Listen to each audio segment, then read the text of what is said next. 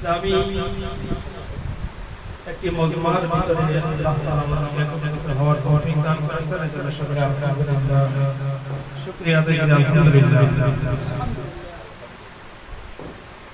আত-তাকওয়া foundation যে সংগঠন, Islamic সংগঠনের ব্যাপারে রচিত একটা হাদিস হলো, যেগুলো দিনের সংগঠন, ইসলামী সংগঠন, ইসলামী সংগঠনের ভিতরে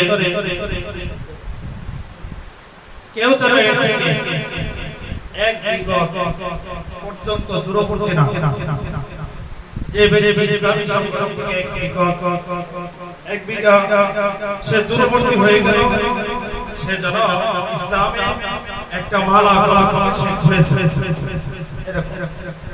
এই জন্য ইসলামী সংগঠন করে সকলে একত্রিত হওয়া।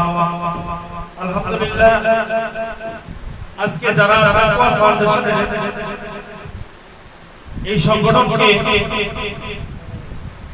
যারা সদস্য হয়েছে এবং যারা দায়িত্বশীল আছেন, সকলকে অসংখ্য ধন্যবাদ যে একটা ইসলামী সংগঠন তারা আমাদেরকে উপহার দিয়েছে।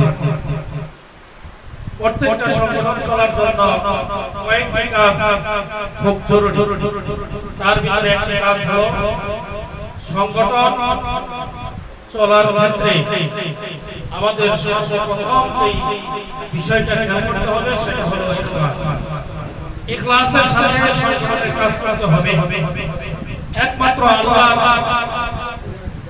দ্বীনের জন্য, একমাত্র আল্লাহ পাকের রিদা মুক্তির জন্য সংগঠনের কাজ করতে হবে।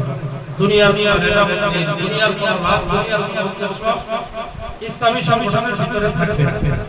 তবে হ্যাঁ, যে কোনো সংগঠন চলতে গেলে অর্থের প্রয়োজন আছে।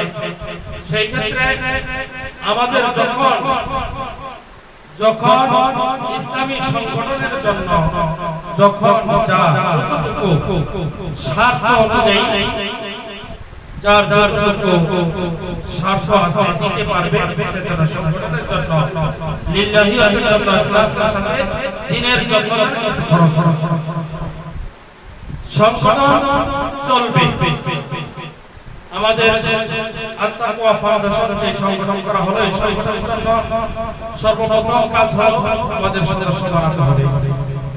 2 নাম্বার, এই সংগঠনের জন্য আত-তাকওয়া ফাউন্ডেশনের একটা আমাদের সদস্য গ্রুপ সে জায়গায় সদস্য গ্রুপের ভিতরে অ্যাড এবং আত-তাকওয়া ফাউন্ডেশনের সকল সদস্যদেরকে প্রত্যেকটা মিটিংয়ে, প্রত্যেকটা অনুষ্ঠানে একত্রিত হওয়ার জন্য সেই